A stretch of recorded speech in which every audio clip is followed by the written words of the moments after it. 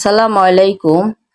তো বাসায় কিভাবে তৈরি করবেন খুব সহজে বাজারের মতো করে চানাচুর, স্বাস্থ্যসম্মত চানাচুর, তো সেটাই আপনাদের সাথে শেয়ার করব। তো এটা দেখার জন্য আপনাদেরকে আমার পুরা ভিডিওটা দেখতে হবে।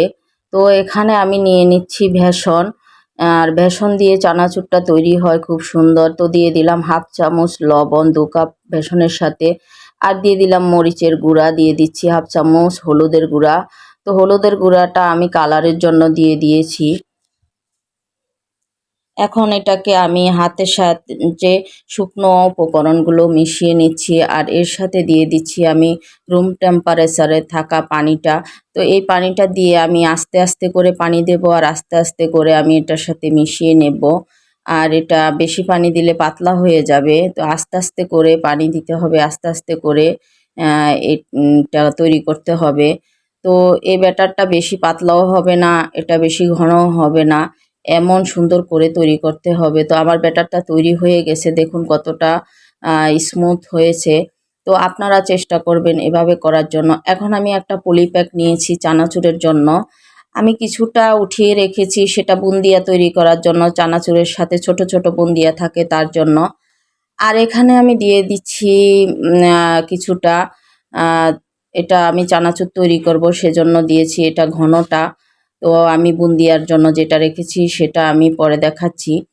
তো এই যে বুন্দিয়াটার জন্য যেটা রেখেছি সেটার সাথে আমি আবার একটু পানি দিয়ে অ্যাড করে নিচ্ছি।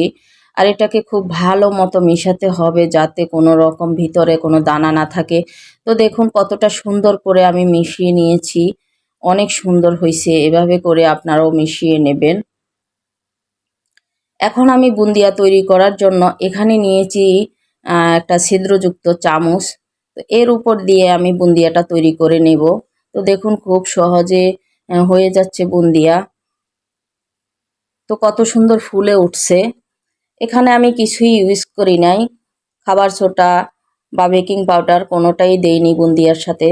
তো শুধু লবণ হলুদ মরিচ দিয়ে যে এত সুন্দর একটা বুন্দিয়া তৈরি হয় সেটা আসলে বোঝাই যায় না।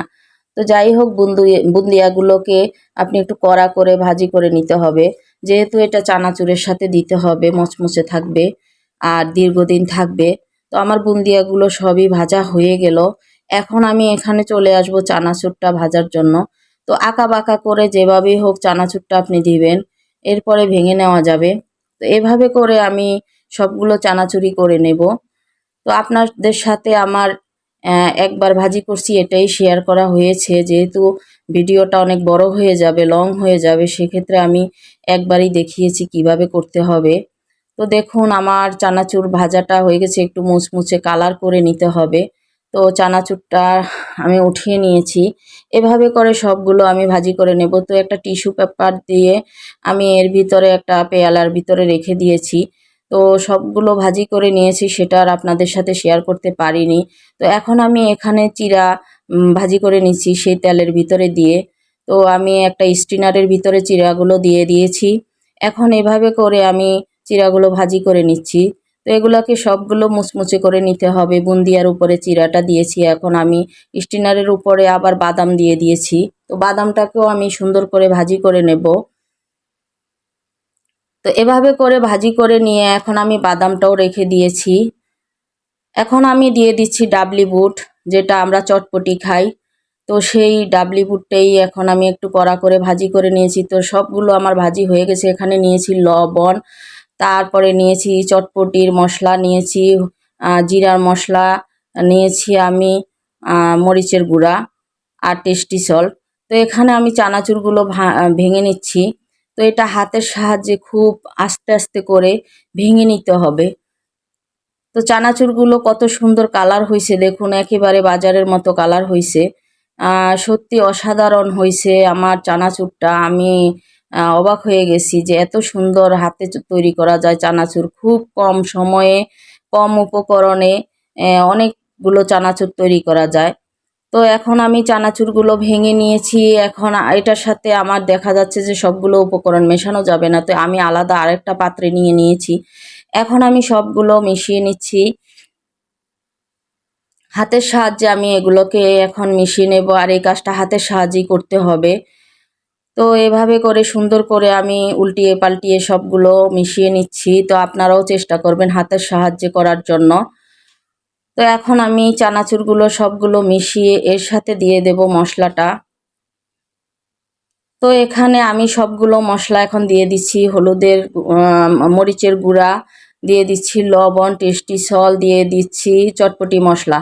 তো চটপটি মশলাটা দেওয়ার চেষ্টা করবেন, এটা দিলে অসম্ভব খেতে হয়, অসম্ভব মজা হয়। আর দিয়ে দিয়েছি কিছুটা ধনিয়ার গুঁড়া। তো এখন আবার আমি সবগুলো হাতের সাহায্যে মাখিয়ে নিচ্ছি। তো খুব সুন্দর করে উল্টে পাল্টে নিচ্ছি।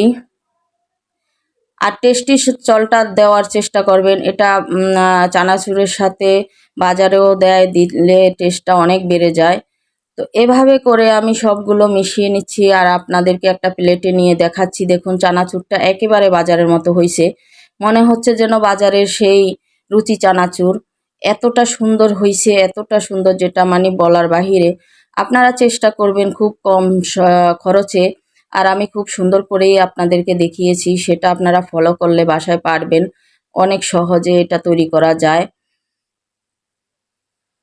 তো এখন আমি এয়ারটাইট এখানে বোতলে রেখে দিচ্ছি কিছুটা।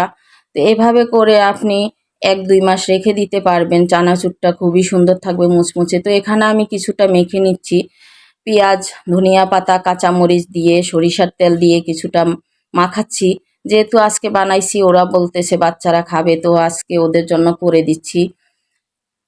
তো দেখুন কতটা সুন্দর হয়েছে, আমি মাখিয়ে দিচ্ছি, ওরা খায়। আর তুলের খাবার আমি খেতে পারি না, তো ওরা বলছে ওদেরকে করে দিচ্ছি।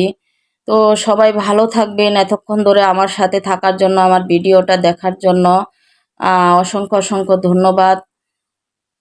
সবাই ভালো থাকবেন, সুস্থ থাকবেন। আল্লাহ হাফেজ।